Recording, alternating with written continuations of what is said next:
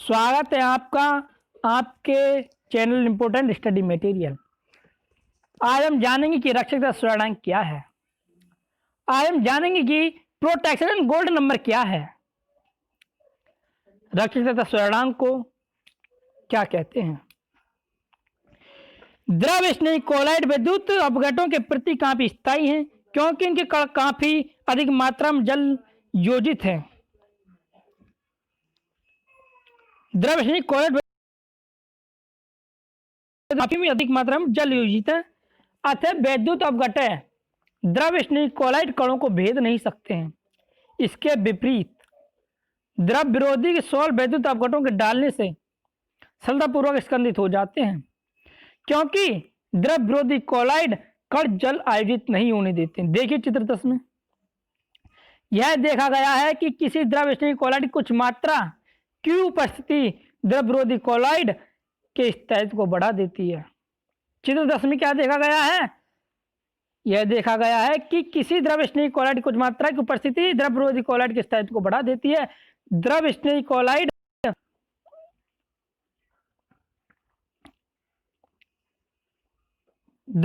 Collide कोलाइडी कणों पर उपस्थित विद्युत आवेश के कारण वे विद्युत क्षेत्र में विपरीत आवेशित इलेक्ट्रोड की ओर गति करते हैं।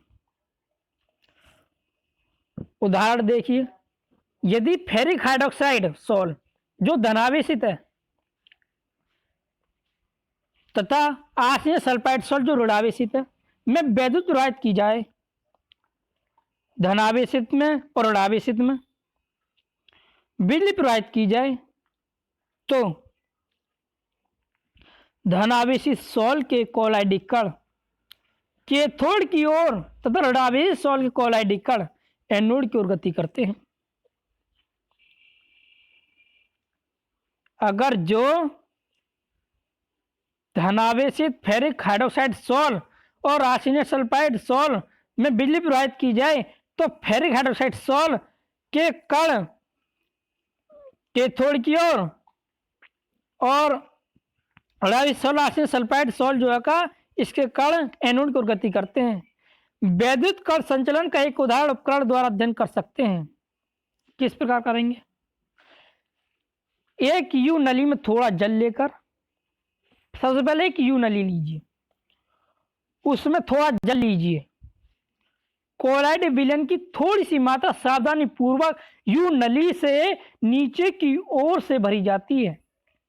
दोनों भुजाओं में कोलाइड विलयन जल के नीचे रहता है तथा जल और कोलाइड विलयनों के बीच परिसीमा बाउंड्री स्पष्ट दिखाई देती है। जल में डूबे दो प्लेटिनम इलेक्ट्रोडों के बीच विद्युत भाग बल लगाने पर विद्युत आवेशित कोलाइडी कण विपरीत आवेशित इलेक्ट्रोड की ओर गति करते हैं। इस कारण जल और कोलाइड विलयन की बीच की परिसीमा गति क्या है भाई। जल में ये यू आकार की जो लिए इसमें जल जो लिया है इसमें दो इलेक्ट्रोड डालिए।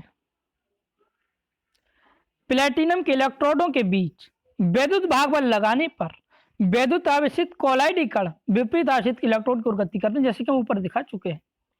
इस कारण जल और कोलाइड उस ऊपर दिखा नहीं है, जो धनावेशित है वो कैथोड की ओर, जो ऋणावेशित है वो एनोड की ओर गति करते हैं। ये विपरीत है ना, तो विपरीत हो गए वो विद्युत आवेशित कोलाइडी कण विपरीत आवेशित इलेक्ट्रोड की ओर गति करते लिखा हुआ है। इस कारण जल और कोलाइड विलयन के बीच की परिसीमा गति स्पष्ट दिखाई देती है।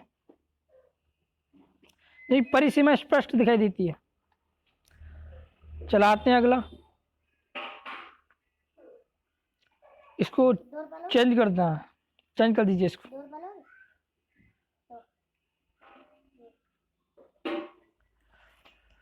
आगे करना, देखो अब आ गया अगला परिसीमा गति क्या है। इसी कारण जल और कोलाइड विलयन के बीच की परिसीमा गति करने की दिशा में जाने लगती है, जैसे चित्र 8 में दिखाया गया, ऊपर पीछे भी दिखाया गया, इस चित्र में दिखाया गया। कोलाइडी कणों पर ऋणावेश तो धनावेश होने पर परिसीमा क्रम से ऋणावेश है तो परिसीमा एनोड पर, एनोड की ओर गति करेगी। अगर जो धनावेश है तो परिसीमा कैथोड की ओर गति करती है। अतः परिसीमा के किसी ओर जाने की दिशा को देखकर, परिसीमा किधर जा रही है इसकी दिशा को देखकर हम कोलॉइडी कणों पर उपस्थित वैद्युत आवेश के चिन्ह का पता लगा सकते हैं। भाई वैद्युत आवेश का चिन्ह क्या है ये जानने के लिए परिसीमा को देखिए। परिसीमा एनोड की ओर जा रही है तो ऋणावेश, कैथोड की ओर जा रही है तो धनावेश है। इस प्रकार हम कोलॉइडी कणों पर उपस्थित वैद्युत आवेश का पता लगा सकते हैं। कौन सा आवेश? 5 बजे उठ गए फिर हम अनुप्रयोग देखिए। कोलॉइडी कण पर उपस्थित वैद्युत आवेश का पता लगाने में, रबर का वैद्युत लेपन करने में, धुएं से ऋणावेशित कार्बन कणों को दूर करने में, तो दवाइयों आदि के शुद्धिकरण में वैद्युत कण संचलन का काफी योगदान है। ये इसके अनुप्रयोग है।